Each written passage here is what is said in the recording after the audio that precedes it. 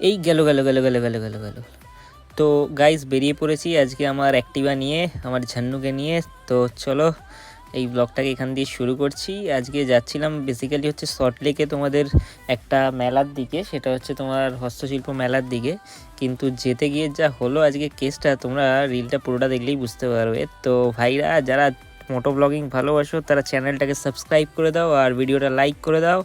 তো এখন রয়েছি উইপ্রোর কাছাকাছি। যারা কলকাতায় থাকো কমেন্টসে লিখে দাও কলকাতায়। এই যে নিউ টাউনের রাস্তা দেখছো, পাশ দিয়ে সেলেরিওটা বেরিয়ে গেল। তো আমি এখন এসে গেছি সেই জায়গায়। ভাই এই ব্রিজটা এখনও তৈরি হয়নি, হলেই বাসগুলো যা জ্যাম করে না রাস্তায়, কি বলবো।